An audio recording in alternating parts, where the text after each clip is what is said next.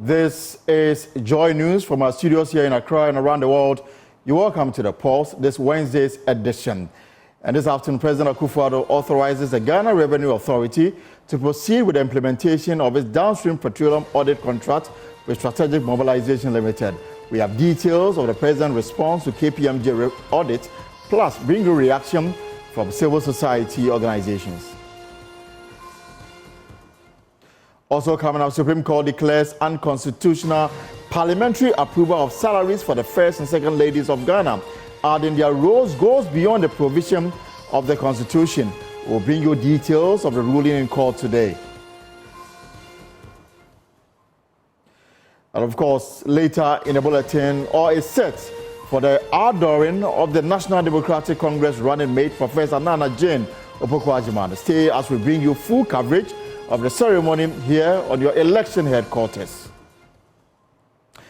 And of course, my name is Elton Brobe. The Pulse is brought to you by Global Communities Digilu, affordable, safe sanitation for all. We are live on DSTV channel 421, GoTV 125. Follow us on Facebook, YouTube, and myjoyonline.com for these and more.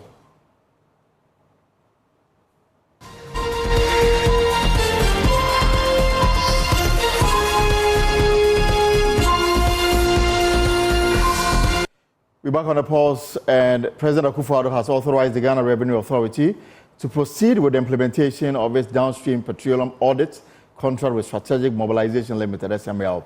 The decision comes after a KPMG audit initiated by the President following an investigative piece by Fourth Estate, which claimed the contract was siphoning billions of cedis from state coffers without substantial work being done. Despite these allegations, the presidency emphasized the importance of the contract in saving the country's resources. My colleague Winston Amwa joins me in the studio with details of the press release that came from the presidency.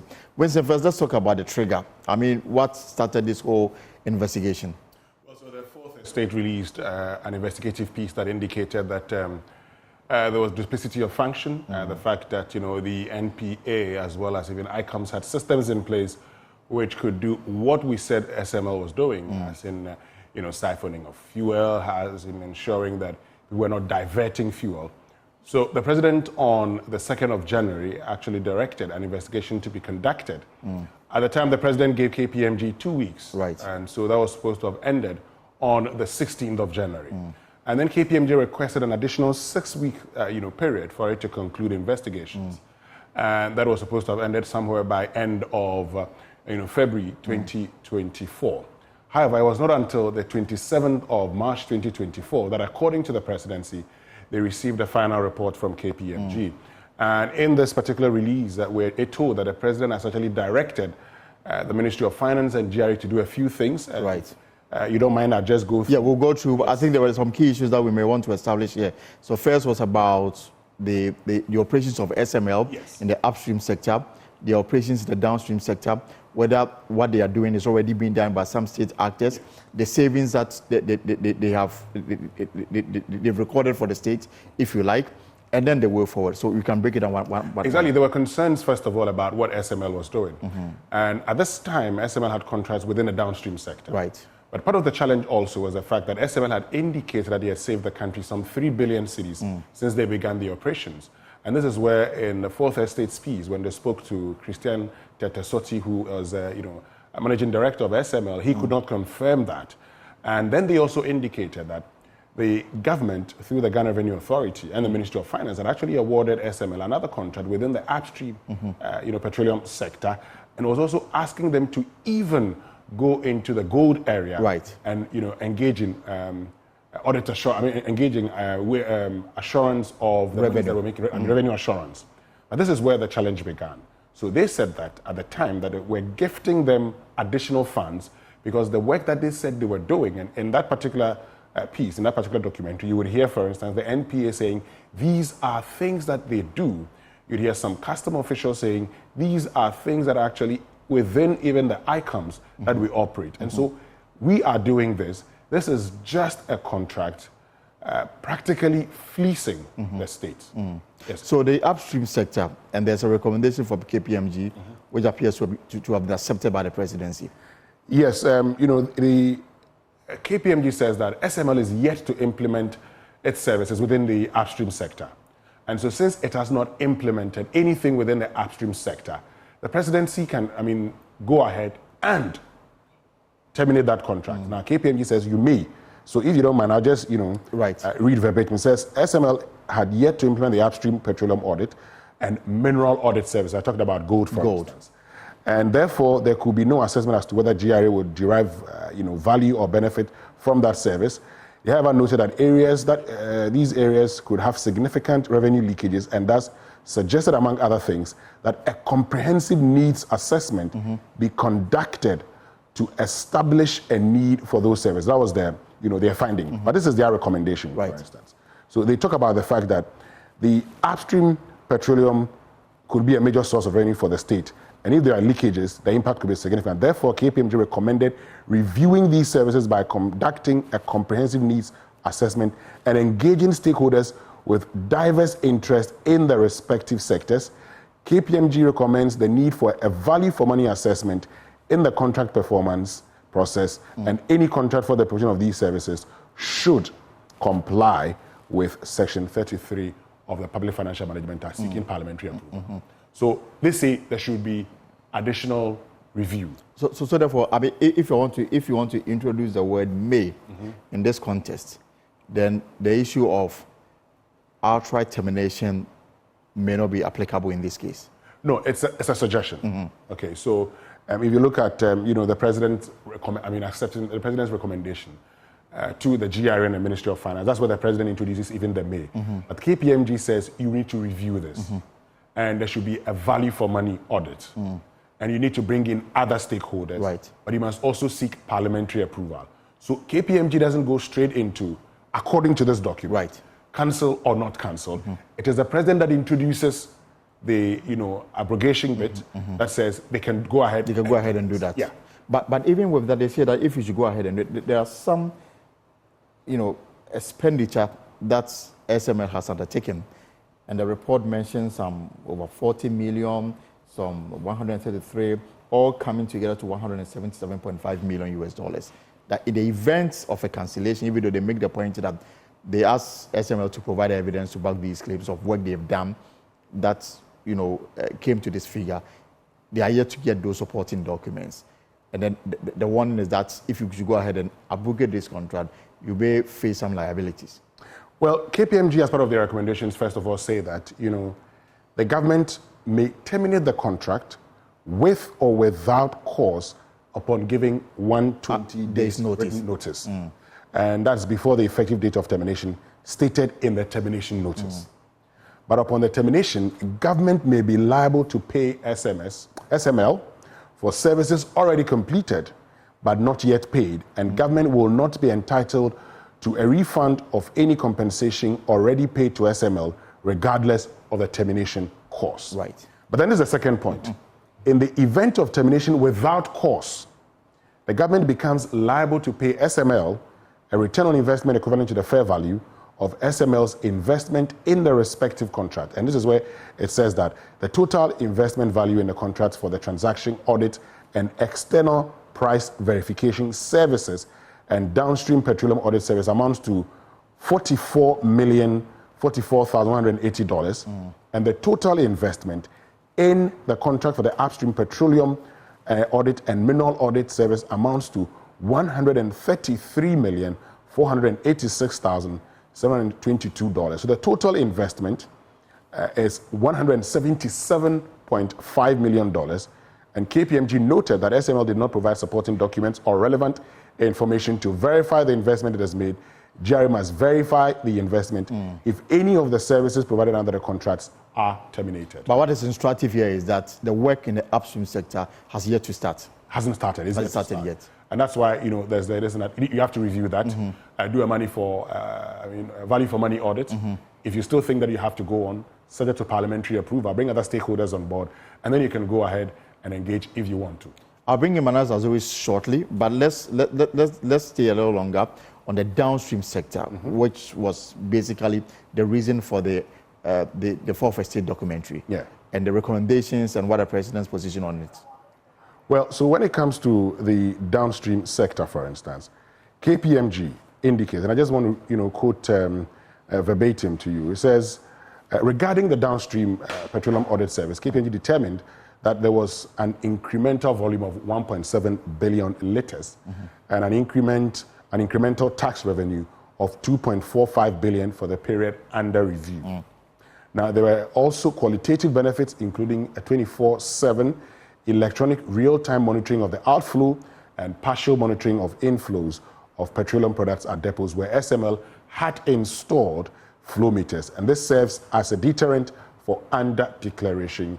And other qualitative benefits include 6 levels of reconciliation done by SML to prevent revenue losses to GRA and the sharing of discrepancy reports with GRA to follow up. And what's the government position on this? Well, so the government position, and this is what the presidency says when it comes to the downstream, it says there is a clear need for the downstream petroleum audit service provided by SML. GRA and the state have benefited from these services since SML commenced providing them. There's also been an increase in volumes of 1.7 billion litres and an increase in tax revenue to the state of 2.45 billion. KPMG also observed that there were qualitative benefits, including a 24/7 electronic real-time monitoring of outflow and partial monitoring of inflow of petroleum products at depots where SML had installed flow meters. Now, this minimizes the occurrence of under-declarations. However, it is important to review the contract for downstream petroleum audit services, particularly the fee structure. Given the experience and proficiency of SML over the last 4 years of providing the service, the President has directed that the fee structure be changed from a variable to a fixed fee structure. What is your understanding of this? Well, so my understanding of this is that SML be made to charge a specific fee. So this is how much I'm charging for the service I'm providing. And no longer the situation where, based on the number of barrels that you come in, based on performance, if you like. So for instance, if we're variable, so based on the quantity, I charge this amount. So it actually goes up if I actually provide revenue assurance on a lot of liters of fuel.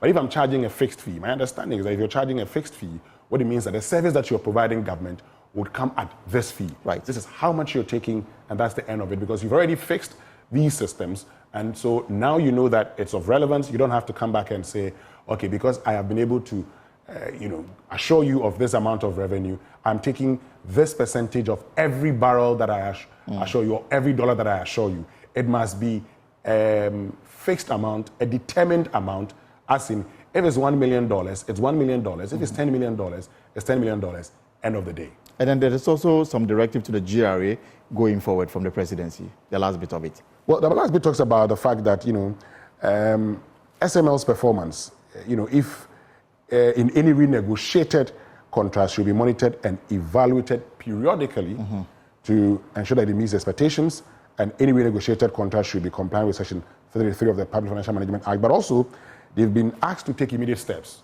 So the presidency were told, issued directives on the 18th of March. It concludes by saying the Ministry of Finance and the Ghana Revenue Authority are to give effect to the above directives immediately and provide the Office of the President with an update on the steps taken. All right. Wesley, thank you very much for the update on this matter. And of course, this is a developing issue that we'll expand it, we'll explore it in the days to come. But let me bring in the lead investigator at the Fourth Estate, Manasseh Azuri-Awene. Manasseh, it's good to see you back in Ghana.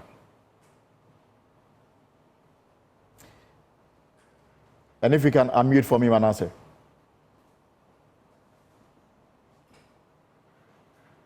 Yes, I can hear you, Elton. Yes, so, right. So, let me pick your initial reaction to the statement from the presidency, and then we can go into the other details. Well, I'll say my reaction is great because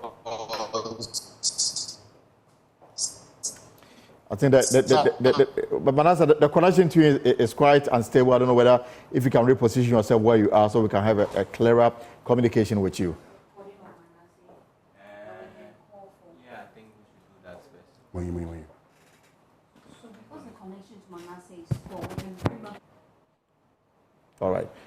So we will try and re-establish connection with Manasseh, but earlier he spoke to my colleague Kwaku Asante on his reaction to this development that came from the presidency. We can listen to that. The president has today caused a 5-page press release to be issued after the KPMG submitted its audit report to him on that SML contract. You will recall that a few months ago, the Fourth Estate, led by Manasseh Azura, when he put out a documentary, the 3 billion cedi lie, where they made specific claims about Ghana's downstream petroleum sector, and that contract that had been handed over to the SML for some revenue assurances. The president all but says that the SML can go ahead. In fact, with that contract that has been impugned, that contract that even the NPA has said they do not have so much information about. So Manasseh Azura, when he conducted this investigation, Manasseh, let me start by asking you your reaction initially to this 5-page press release that has been put out by the president. Of course, we haven't seen KPMG's audit report. It is the presidency that are quoting what the KPMG have found. Okay, my reaction is mixed in a sense that it is commendable that the president decided to look into it and certain actions have been taken. It is important to stress that the component of the contract that has been cancelled is the biggest component in terms of the revenue we are saving. The upstream, petroleum, and also the mining sector components of the contract, per our production figures as a country, we were going to pay about $90 million to KPMG every single year. So that angle has been, or component has been cancelled. So it is significant savings, in addition to some price verification aspect that has also been cancelled. Now, the part that has been kept is the downstream petroleum contract. And that one, the president based his decision to keep the contract on the basis that SML is checking under reporting and under declaration. If you watch our documentary, we put this question to SML and asked whether they were doing under reporting or they were checking under the reporting or under declaration. The company said they were doing none of those services. It was on their website. It was on their website, and after we confronted them, they deleted that information from their website. The GRA, which awarded the contract to SML, also told us that SML did not and does not check under reporting or under declaration. The most disturbing part of that contract is the measurement that SML's meter claims or meters claim to be taken. Those measurements are not used for tax purposes by even the GRA, which contracted them. We asked the SML engineers, which of the recordings, you know, the NPA has a system called the ERDMS that is connected to the customs system, the ICOMS. And it is the figures that go through the NPA system that are used for tax purposes. And SML's engineers explained that their meters, the SML meters, are non-intrusive. They are placed on the pipelines, but the meters at the depots that go through the NPA system that is used by customs, they take more accurate recording because they are intrusive. They take the exact measurement of petroleum product that goes through them. So the very basis for keeping that contract that SML is checking under declaration, under reporting, the company has said on record, and it is on in our documentary, on camera, that we don't do those services. So on what basis then will the presidency be acting by saying that that contract should rather go on when KPMG, and as we've watched in your documentary, have clearly alluded to the fact that they are not doing that work, and in fact have put SML, I should say, and have in fact gone ahead to take down that aspect from their website. But here we see in the president's directives that that contract must stay. So what might be contributing to that, especially when KPMG is simply telling you don't have that? Do you see that maybe KPMG has been shown contracts, probably that have been signed, for which reason the president now said that should go on? Well, I would be very measured in perhaps attacking KPMG until I see the KPMG report. Because I did a JIDA investigation, the president issued some directives on the JIDA report. But when the report itself was published, it was worse than what the presidency issued. This was in 2013. So with this experience, I'm a bit measured. But what we can say is that, look, it is good news to the Republic of Ghana that the upstream petroleum contract and the gold mining contracts are off the table. These were contracts that were going to... You sense they're off the table. The word the president used that they may be terminated. What if the finance ministry and GRA goes to convince the president, listen, we need this? Because the president said they may. They have to even go and do some value for money audit here and there and decide what they want to do with it. They said the heading is the recommendation made by KPMG says these contracts may be terminated. So the heading, per my understanding, is that the president is accepting these recommendations. And there are many parts that says even if a contract of that nature will be signed, then it should go through ABC procedures. So there's no contracts on those services. But also another important issue that we should look at is the claim that within the period SML operated, there were volume increases that resulted in 2.4 billion Ghana cedis. We said that in our report, we got those figures, but nobody could tell us that they are linked to SML's operation. Already, Bright Simmons and the civil society have said that they cannot link that to SML's operation. So, in the coming days, will you be expecting that the presidency will publish the full report from KPMG, if they made any findings on that, so that the public can read for themselves and judge how KPMG came by those findings? Exactly. It is only fair that we see the report. That report doesn't belong to Akufo-Addo. That report is for Ghanaians. So if KPMG has done a report and you have made a commentary and recommendations on that report, we expect to see that report. In 2013, the group that was so vocal on the president at the time, President Mahama, to publish the GIDA report, was the MPP.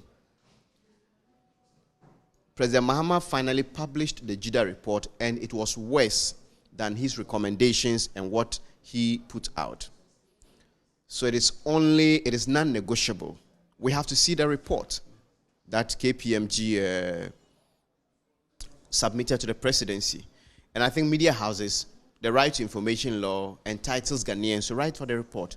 And I see no reason the president should keep that report. Will you be trying to use the RTI request to try and get this? Yes, I think latest by tomorrow, letters will go to the presidency. They should give us copies of the report. Thank you very much, Manasseh. So we've been talking to Manasseh Azura-Awene, who conducted that investigation into that SML contract, which today the presidency has put out a white paper of a sort telling us about the recommendations of KPMG, which the presidency contracted to conduct an investigation into that deal, and also to as it were, ascertain some of the veracity of the claims that have been made by the Fourth Estate in that investigative piece. Mind you, there's a parallel investigation ongoing at the Finance Committee level, which has not concluded, which is still at its very early stages. Parliament, in approving the budget of this year, were categorical that the GRA cannot use any state funds to pay for anything arising from that SML contract. It's left to be seen if that is being complied with and what MPs will be doing to push to see that that is complied with. And they themselves, what their investigation is showing and how fast they can go. So this obviously a story that is developing, and I'm sure that in the coming hours and days we'll have more time to digest the matters that have been put forward by the presidency regarding the KPMG report, the recommendations, government action on it, and then what Parliament can also do going forward. Remember, the Finance Committee, the Mines and Energy Committee, they've all taken interest in this matter. They want to get to the bottom of it, whether the country's resources is being taken illegally by an entity or there's everything well with what we've been told. I'm sure in the coming days and then the hours we'll have more time to digest into this matter. But let's move away from the SML and the GRA contract and then go to the court, because the Supreme Court has declared as unconstitutional the parliamentary approval of salaries for the first and second ladies of the country. Kwame Bafo-Abonye filed a lawsuit at the Supreme Court challenging the payment of salaries for the first and second lady of the state, arguing that their roles do not constitute public office positions. The court then ruled that providing a monument to individuals in these roles goes against the provisions of the Constitution. Richard Kwadwo-Nyarko head of our legal affairs desk, was at court and came through with this report. Supreme Court has ruled as unconstitutional the decision to pay the spouses of the president and vice presidents of the land, saying it is inconsistent with Ghana's 1992 constitution. Now, this case was brought before the Apex Court by NPP's Bono Regional Chairman Kwame Bafo, popularly known as Abronye. He sought 4 reliefs, but 3 of them were granted. My colleague Richard Kojonyako is here with me to take us through the 3 cases that were upheld by the Supreme Court and the one that was quashed. Richard, tell us about it. One, on the declaration that per Article 71(1) and 2, the positions of the first and second ladies of the Republic do not fall under the categories of public office holders. You know, this became a very, very huge issue in the country. The second one is that the declaration that the approval of Parliament to pay salaries to the first and second ladies is inconsistent with Article 71 clauses 1 and 2 of the 1992 Constitution of the Republic of Ghana, and consequently be declared null and void. And the last one that was granted by the Supreme Court was that the declaration per Article 71 of the 1992 Constitution of the Republic of Ghana, the Emolument Committee is limited to recommending the salaries and other benefits and privileges of only public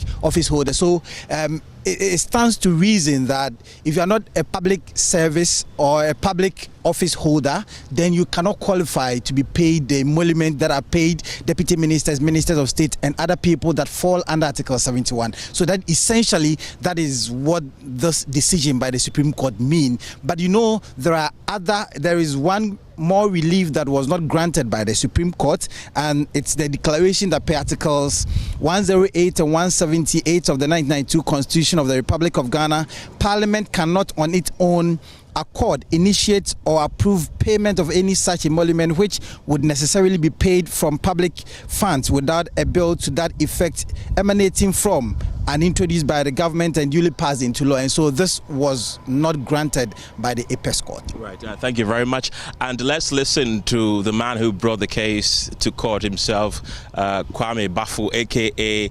Abronye, and his lawyer. So I was surprised to hear that Parliament has adopted the recommendation that first and second ladies should be added to the position as if they are the deputy ministers. That is why I filed the suit, and hopefully the Supreme Court has said that Parliament exceeded their jurisdiction. They don't have that mandate to add unless that particular provision, which is an entrenched provision, be amended. And it's something that we have to amend it through referendum. And Parliament cannot do that unless it's done through referendum. So that is why the Supreme Court set aside the entire decision by Parliament that first and second ladies should be paid by the taxpayers' money. I think it's unconstitutional. So we brought this instance action to invoke the original jurisdiction of the court to strike out certain acts that Parliament, in seeking to pay salaries to the first and second ladies of the land. And thankfully today, save for relief 5, all reliefs have been granted. And for me, I'm happy, not just because I was the counsel who came before the Honorable Court, but also the fact that I'm a citizen of the Republic and the rule of law has been upheld in this instance case again. That is also giving us the assurance that the Constitution is still in force and it's being upheld by the judiciary, and I'm very, very happy very much about that. And of course, that's from the Supreme Court, and of course there are still issues that we need to discuss. One, now that the first and second ladies are occupying some offices funded by the state, what then happens to it? And I'm sure that we'll have legal explanation for all of these and more.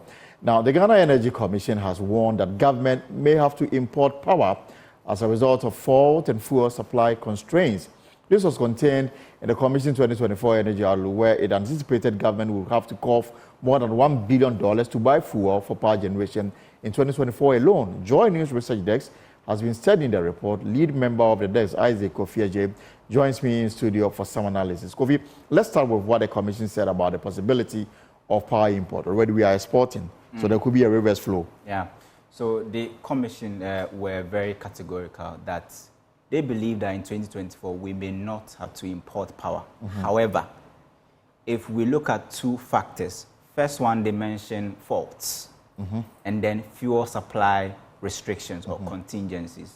If these two are not, really addressed or well addressed in 2024, we may have to import power to be able to have that dependable capacity for us to, send power to our homes and all of that. So that was according to the Energy Commission. Right. Now, they also made revelation, and yesterday we were all surprised when Kojo Poku on Top Story said that he doesn't think that we need money to buy, fuel or gas. Right. But the Energy Commission, in their 2024 outlook, energy outlook, were very categorical. And you have on your screens there what they said about, the possibility of we having to, import power. So they say no power import anticipated in 2024. However, yes, emergency imports may be necessitated as a result of a short-term capacity shortages caused by fault or fuel supply contingency. And this, Elton, is exactly what... Of course, what we were talking about, the issue of fuel.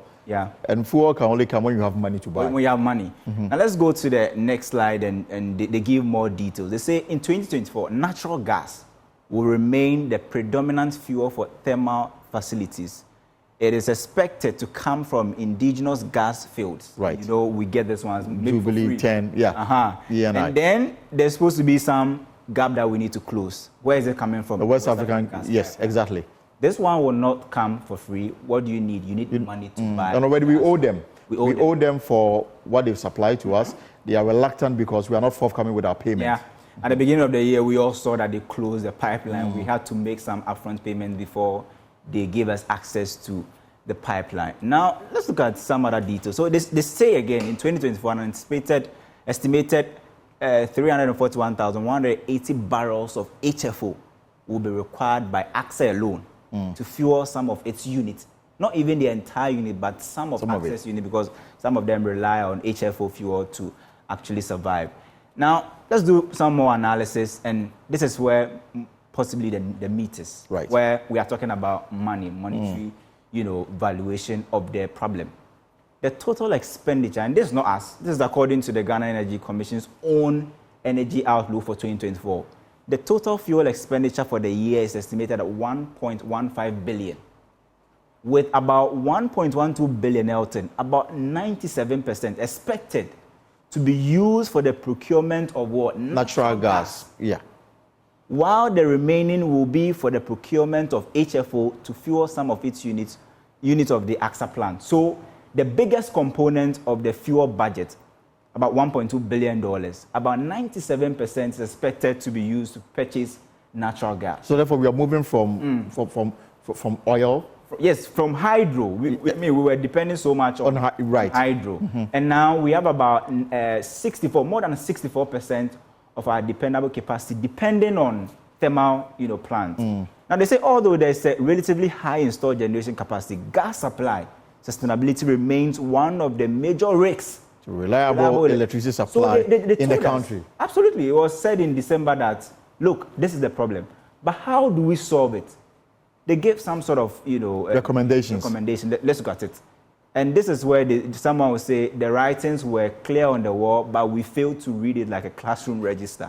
They say any disruptions in fuel supply will render some thermal plants inoperable, which will negatively, impact supply reliability. Thus, disruption in electricity generation can be averted by securing an alternative fuel supply to make up for any shortfall in gas supply within the period. Now the question is, when, where, and how will governments find this alternative fuel?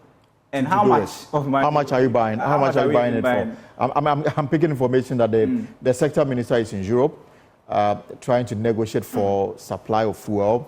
The minority in parliament, they made it clear that they will not accept any shady deals, any credit arrangement, because eventually we'll have to pay in the future.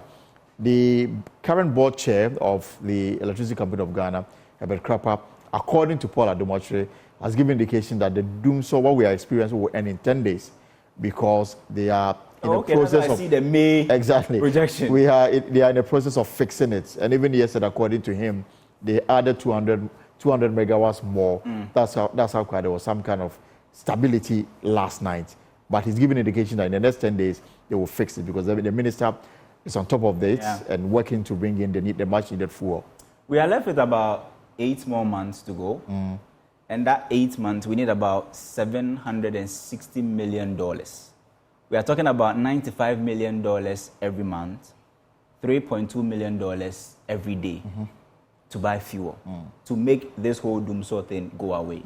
Usually, when we have some of these problems, we either fall on ECG's own collections, which we know that there's under, collection and shortfalls. This year alone, the shortfalls in the energy sector is estimated around 23 billion Ghana cedis. That's about, let's say, 2.1 or 1.9 billion dollars. This is collection, not collected. No, that's the shortfall. So if we collect everything and we use everything, we still have to find a way to close this gap. 23 billion Ghana cedis to close the gap. And formerly, or previously, government was helping in the payment of this gap. And we understand that under the cash waterfall mechanism, that is supposed to be the role of the finance ministry, paying of top-ups to the level B, power players. But since August 2023, they're supposed to pay some 1.3 billion Ghana cedis. They've not paid. They've not paid. In fact, the PRC report mentioned almost 200 million Ghana cedis. That's for 1 month. That's for 1 month. Yeah. And it's risen to 1.3 billion Ghana cedis. That's cumulatively from August to February, 1.3 billion Ghana cedis. On average, they are owing somewhere around 200 million every month. That's the amount they're supposed to top up to pay Gridco, to pay VRA, which is responsible for buying fuel, and sometimes the ministry as well. So the finance ministry is not doing that. But why are they facing this challenge? It's because usually the securities that were available to them as a pool for them to get a capital are all no longer there. Let's look at the Eurobond. The Eurobond is gone. We do not have access to that market again. We can go and borrow, but they will hit you with interest that you cannot pay. You cannot pay. But we've demonstrated to the world that we are incapable of paying our debt. Absolutely. We usually get about $3 billion from there, and we're using it to solve our problems. Now that market is no longer there. The local bonds market, you've restructured almost all the bonds. And now ESLA, Dachi, and Government of Ghana's own bonds no longer there. And what about Treasury bill, which has become the main goal for government? Treasury bill at the moment may be too shallow because you are actually dependent on this market to solve your entire budget deficit for 2024. So you are borrowing everything from the Treasury bill. And now we know that the interest rate on the bills that people are buying has dropped. And it's no longer becoming that attractive. When it was around 30% and 31%, people wanted them. Now it's around 20-something%. And they see it as no longer attractive, so they are declining. And the last one that the issue, there were marginal under subscription. Then there is the bigger, source, which is the mother, which is Bank of Ghana. They used to bail you out whenever you have some of these issues. But now you've been asked to, under the IMF program, sign a 0% financing. But you won't do that because the last time they came to our rescue, they left 60 billion Ghana cedis in their books. Absolutely. And the IMF will be watching. They've actually implanted somebody at the Bank of Ghana to be monitoring some of these things to make sure that that 0% financing agreement is adhered to. So the finance ministry is actually finding itself in a very difficult financial problem. But the expectation is that if this IMF negotiations is able to come to a successful end, we expect some millions of dollars from the World Bank, from the IMF, from now to the end of the year, running into over $1 billion. Yes, I think it's 1.4 billion for the entire and it's supposed to go into budgetary support, which therefore may give us space to maneuver our way around. But some of that money, or the money we are expecting, are supposed to go into specific programs, especially the money coming from the World Bank. A part of it, about 250 million, is supposed to go into the banking sector recapitalization. We have 300 million expected to go into DPOs. And then additional, I think 70 million also expected to go into some projects, which is not buying fuel. Right. Then you are expecting about $720 million from the IMF itself this year. The nearest one is a 360 million, which we are expecting in June. We've not really gotten all the necessary financial assurance, but that's the closest money we can get at the moment. But even that money We'll also have to maybe, I mean, it's for BOP financing, but definitely it will help us show, you know, some of the gaps we have in our budget. In all of them, I'm tempted to ask you about internally generated funds and whether we are meeting our targets, because we've done a lot of expansion. Yeah. We've introduced a lot of tax measures to bring in more money. Are we not doing well in that area to say that even though we may not be getting the needed foreign inflow, internally we are doing well, and that should count for something? The problem is that we had the projections, but some of the tax measures did not fall through or are not working at all, or are, you know, simply not bringing the amount that we need. Let's start with e-levy. Right. E-levies, you know, total inflows has been reduced drastically from the close to 7 billion Ghana cedis, now in the region of millions. But it's interesting when you introduce that element. Yeah. And when you look at the volume of transaction on the e-levy, yeah, and it is in trillions of cedis. Yes. So and yet the benefit to the state continues to go down. Yes. It simply tells you that people have found ways and means to go around the system. And I mean, when I use the right means, that's when you can tax me. But people are finding ways and means to go around the system. So the question is, how do you make it so that you still get the needed revenue from it, but people will not really feel it like the way they do? Sure. I mean, we were expecting to get some billions of Ghana cedis from the imposition of that 21% VAT on light, electricity. In terms of, you know, I think residential areas. But that has been suspended. And you ask yourself, that was supposed to help close the gap or help bring in more revenue. Now that that has been suspended, what other revenue source are we looking at? So we are all looking at the, you know, looking to the finance minister in the mid-year budget. Maybe we'll see where government where the situation is. Absolutely. So we are all counting on the finance minister to read the mid-year budget, which will be probably in the next 2 months or so, July.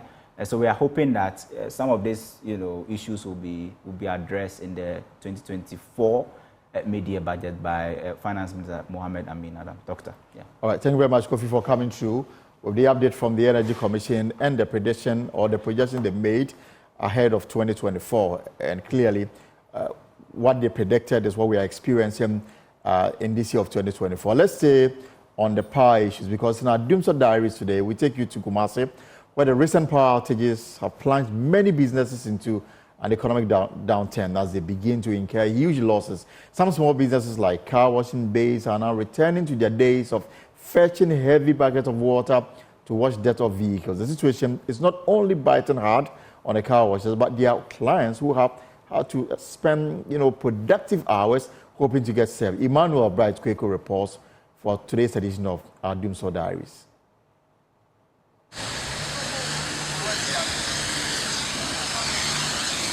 On any ordinary day, gushing water out of this water gun is the loudest sound you would hear at this washing bay, but it hasn't been the case in the past few months, following the unannounced power outages experienced across the country. Fetching of water from a nearby well has become the daily routine for the workers, presenting a daunting task. Samuel Sapon has been a car wash attendant for 6 years. It ordinarily would take him 20 minutes to complete a full car wash with a water gun, but he's now spending close to 2 hours to hand wash. To spend 2 hours on a car without light and spending 30 minutes on a car with light, you have to see what I'm trying to go.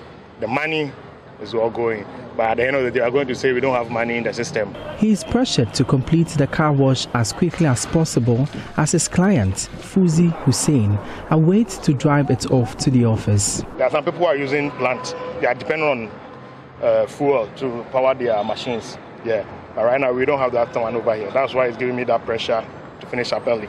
So if I don't finish up early, it's going to take his car away and I'm going to lose. Fuzi had hoped to get his vehicle washed within a few minutes to continue with the day's activities, but he's wasting most of his productive time at the washing bay. I have a lot of meetings to attend to, but I'm still sitting here.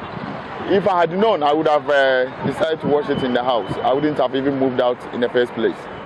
But what else? What can I do So I thought here would have been the quickest site for me to get my car and then attend to my meeting. But then see what was happening. How many times do you wash your car? In a day, maybe 2 times or maybe 3, depending on where you move to. Meaning you're going to spend like 4 hours just washing?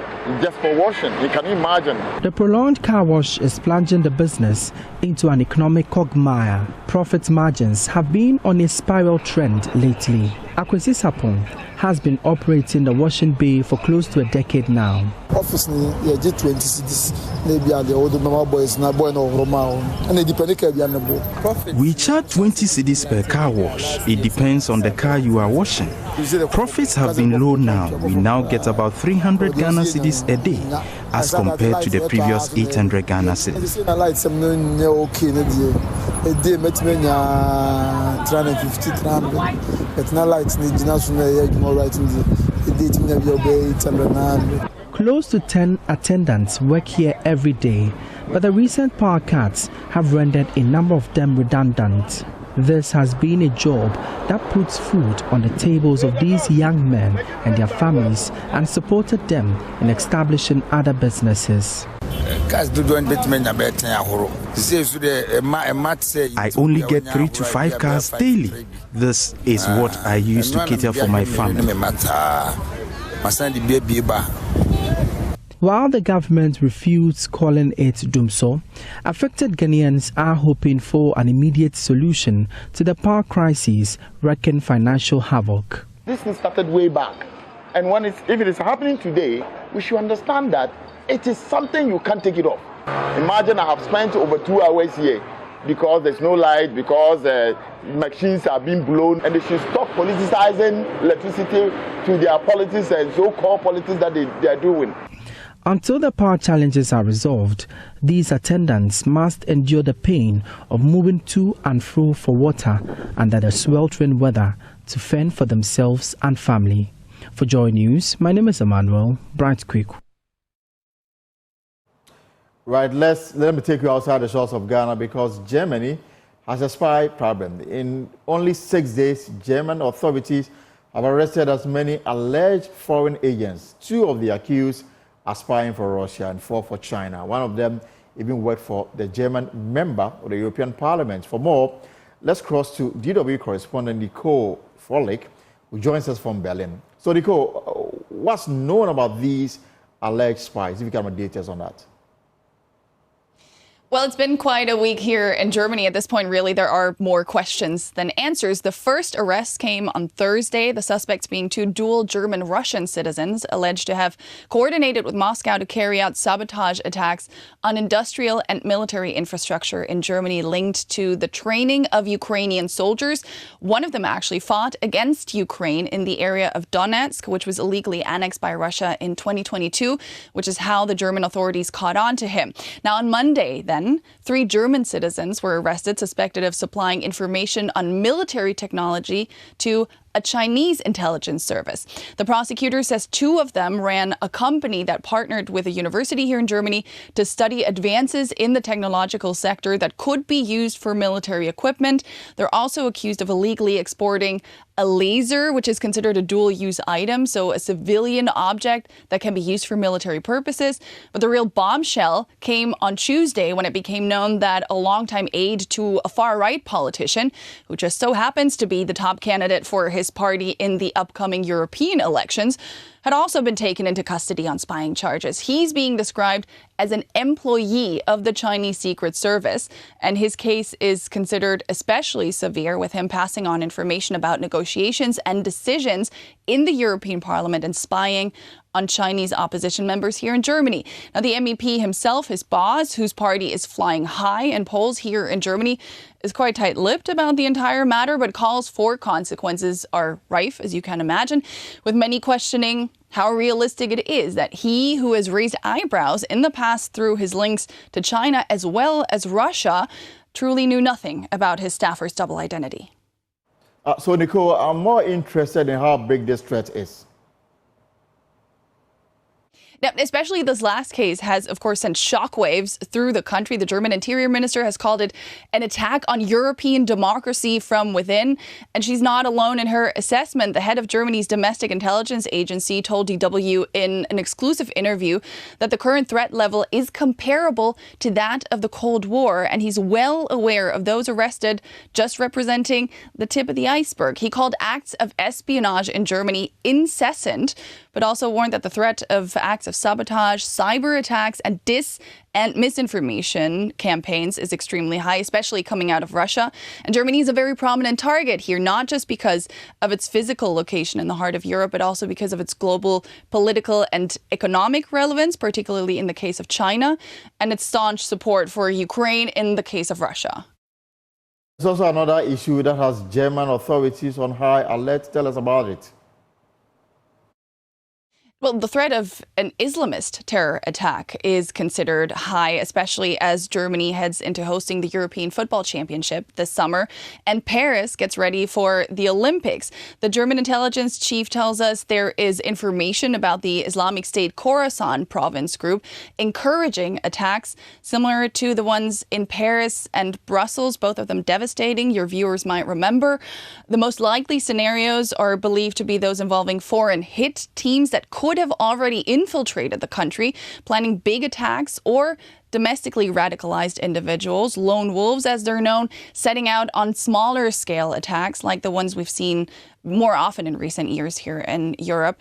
Now, the situation, of course, more volatile because of the crisis in the Middle East, but German authorities insist they are well prepared and well enough coordinated to thwart any terror plots.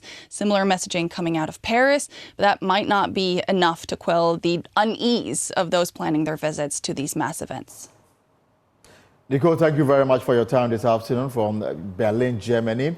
We'll take a short break and return with more on The Pulse.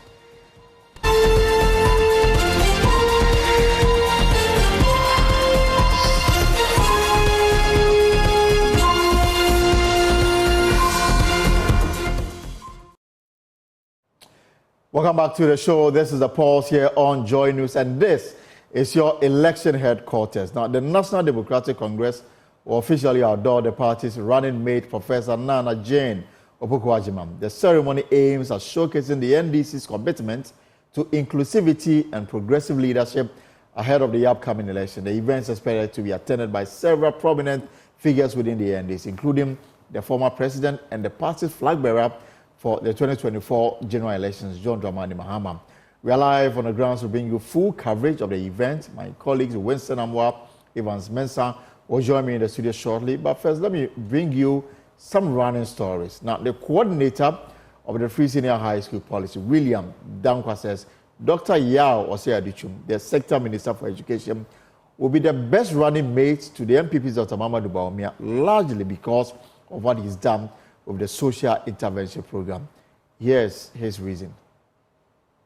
Mr.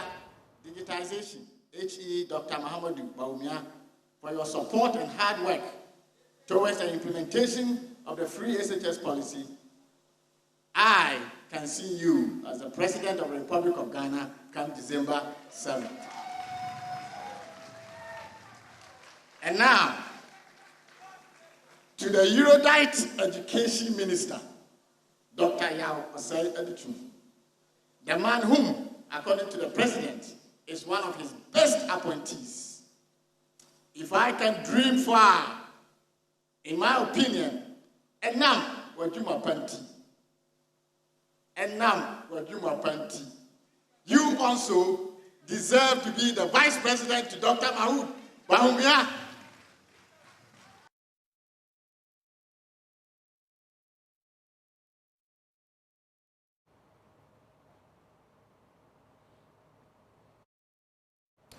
Right, so that's the head of the Free Senior High School Secretariat, but the MPP, they, according to our sources, the flag bearer would name his running mates in May.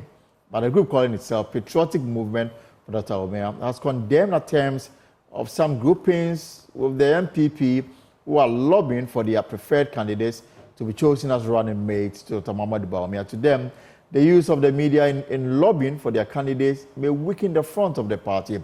At a news conference in Kumasi, the group urged party members to rather turn attention towards campaigning for the NPP to be retained in government. Anaya Ojima has more in the following report. Lobbying for some individuals to be chosen as running mate to Dr. Bawumia has heightened in recent days. Though some MPP groupings have refused to mention specific individuals, characteristics which fit their candidates are often mentioned in press conferences. But the patriotic movement believes the means adopted in lobbying for candidates could affect internal cohesion. Spokesperson James Agrififi-Eshan cautioned persons interested in the role of running mate to desist from sponsoring groups to lobby in their favor. We have also read and listened to the discussions on radio for a certain people and organized groups in the party trying to force a candidate on the flag bearer, Dr. Mahmoud Bawumia. Those people are signing petitions and press release to make sure that flag bearer bow to their pressure to elect flag bearer into their favor. That is the vice running mate. The new Patriotic Party members, who must have vigorously campaigning for our flag bearer, are at the crucial moment busily exerting all their energies on adopting various diabolic strategies and must be condemned. Meanwhile, the NPP flag bearer has been advised to make a choice that will benefit the NPP's vision to break the 8. We should allow him to select someone he has tested and found capable of helping him lead the new Patriotic Party to break the 8. Yes. And somebody who can help him to develop our beloved country, Ghana. Selecting a running mate is a prerogative of the flag bearer, Alhaji Dr. Mahmoud Bawumia. And for these reasons, under no circumstances, those people must be forced and bring somebody to Dr. Mahmoud Bawumia as a running mate. Furthermore, this will weaken our front as a party. For Joy News, Amaya Ojima, Kumasi. And of course, it's the season of promises and slogans, and the politicians are up for it. The NDC's flag bearer, John Mahama, is promising a 24-hour economy. On the other side, the MPP flag bearer, Dr. Mahmoud Bawumia, is heavy on this transformation agenda with emphasis on digitalization. But some smaller parties are not out of the trade. Independent presidential aspirant George Chumberima is proposing a 4-day work week. This is how he explains it. I'm coming up with a four-day work week. Monday, Thursday we will work, and Friday, Saturday, and Sunday we are off. So our weekend will start. Our weekend will start on Thursday.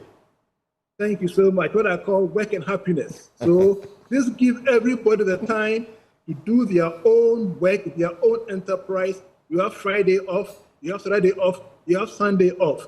And also we can bank all the holidays to Friday if need be. And this will save us all the problems. So these are what I'm saying. Let's like more of enjoyment for Ghanaians. Oh. Work and happiness is what I call it. Right. So every Friday is our day.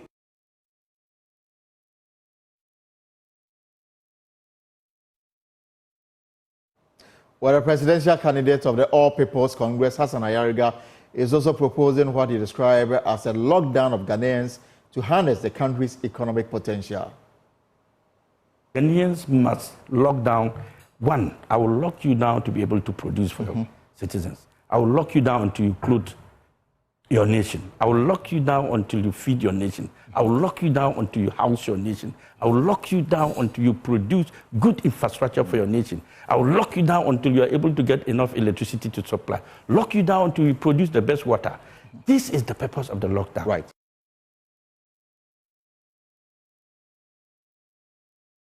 And of course, the Alan Chebanten movement for change is hoping Ghanaians will ditch the MPP and the NDC in the December 7th general election. Here is Deputy Communication Manager Courage Nobel. Is the election of the unprecedented. And I've said that several times. None of the factors in this election is usual. You know, because of that, every single move might be strategic. So you've seen as after the economic summit that was held, out of which came 150 solutions for building our economy and transforming it, out of the first cluster, which is the economic cluster. Alan says one of the most important demographics is the market. You know, he made a statement that if you want to know the true state of the economy, go to the market. So he's taking his message to the market. And that has gone to the Greater Accra region, the Volta region, the Eastern region, the Central region, and the Western region. That is covering 5 out of the 60. Right. And we'll continue to engage all others. The most important thing is that, are they hearing the message? Are they taking the message? In the Western region, they're like, to wait. Yeah, to Obama NPP and NDC, I want you to wait. We voted for the NPP and the NDC several times. They've not been able to deliver for us. So come and save us. That is where our confidence lies. And these are market women. To the Manisha Palace, where the Asantehene Otumfuo said to the second, is entreating political parties in the country to promote the participation of females in governance. This is in response to a request made by the Chief of Staff, Akufo-Addo, asking the Asantehene to support in lobbying Parliament to approve the affirmative action legislation. Asantehene believes Ghana could benefit from a replication of the Rwanda situation where women outnumber men in Parliament. Nanaya Ojima has more in this report. Affirmative action is a policy targeted at increasing opportunities for underrepresented groups. By this policy, there have been efforts to increase female participation in politics, but little has been achieved. Women constitute 40 of the 275 members of the 8th Parliament, which is an improvement of the 36 representatives in 2016. Despite the steady rise, the Chief of Staff at the Presidency believes more could be done. Speaking at the Asanteman Queen Mother's Day and Food Fair, Madam Frema Opare spoke of the influence traditional authority could have on the passage of the bill.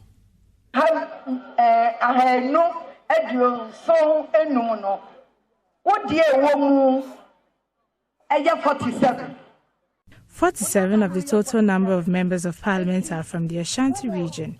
They are your grandchildren. We know they listen to you when you talk. The affirmative action bill has been in Parliament for some time now. Akoto Parliament. I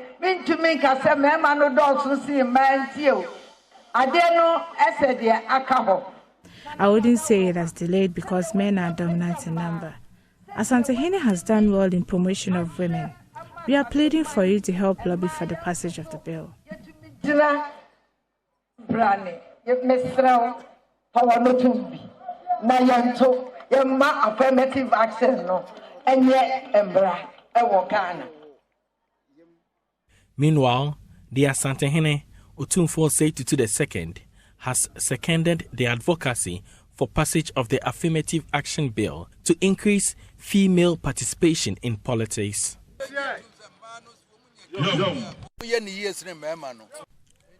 Women perform better than men when they are in authority, so the political parties will have to appoint more women into government.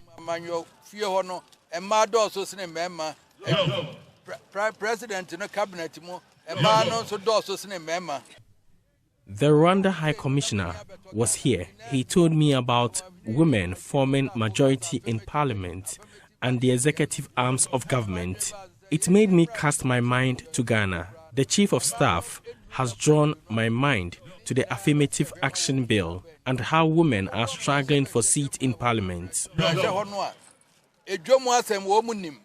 If women are voted into parliament, they will offer a lot. They know much about micro businesses and children. They can influence policy.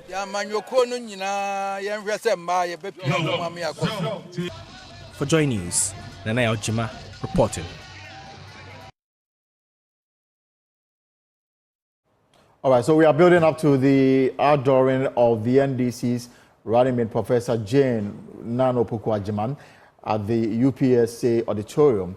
And let me take you live now as we start our coverage of this program put together by the National Democratic Congress. And Kwaku Asante from our political desk is on the ground to bring you the very latest. Kwaku, is everything set for the event to take off?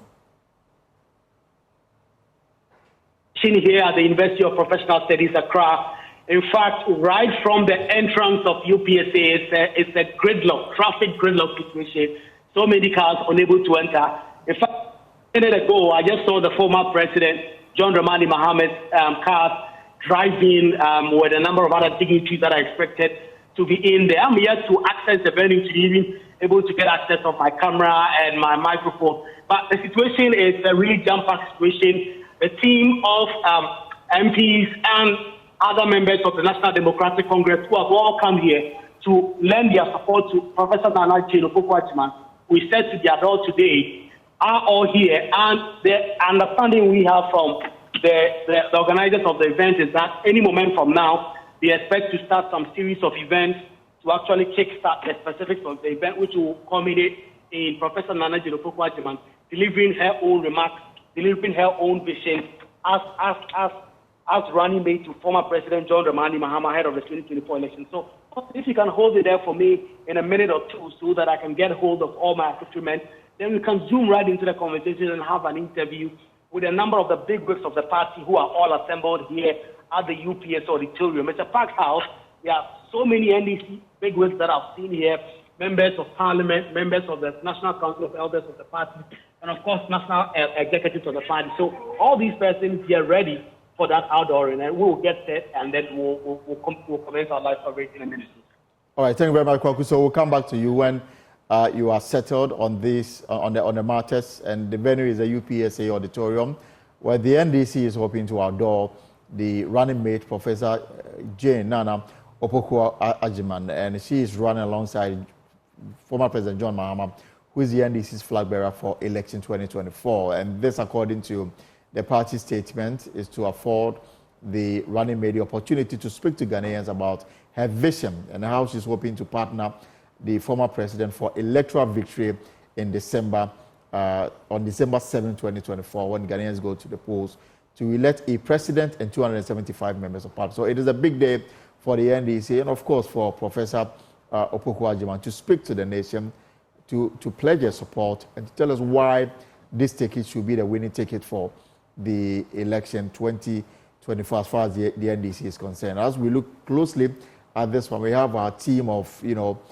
analysts to discuss the matters ahead of the formal presentation and the outdoor advancements ahead of our political desk, when Sanama, the deputy, and a host of others will join me pretty soon for us to start a build-up to this event. But we heard from Kwaku, the place is charged up. There's traffic on that road all the way to the UPSA auditorium where the event is taking place. According to the NDC statement, they will outdoor her. She'll have the opportunity to speak to the nation. The former president will also speak. And then, of course, the J&J ticket will be outdoored for election 2024. Let me go take you back to the UPSA auditorium. Kwaku Asante is settled. Kwaku, so I'm very interested in why the NDC, for example, the outdooring accepted, but to tell us to hear her policy direction and everything, because she's a running mate. I don't know whether you've been able to understand why they are putting her to this stage to tell us her vision and everything as she partners the former president for the December elections. Yes, Kwaku, if you are back, first of all, I just want to understand why she may have to present her own vision and program to the people of this country, knowing very well that she's only here to partner the former president for the December 7th elections. Whether there's an explanation to that effect. All right, so we try and bring Kwaku on. We're trying to establish communication with him, and then we'll understand what really is informing this decision by the NDC for the outdooring, and then the opportunity for her to also speak directly to the people of Ghana ahead of the elections. And of course, the statement that came from the party says that The ceremony will be held today to adore the running mates for the upcoming election. The event will take place Kofi Ohene Kunadu Auditorium, UPSA, and of course that is what we're all waiting to hear from the party on this particular matter. And Kukwa Sante from our political leaders is already on the grounds. Evans Mensah, Winston Amwa, they will join me here as we start our build up to the event. We'll take a short.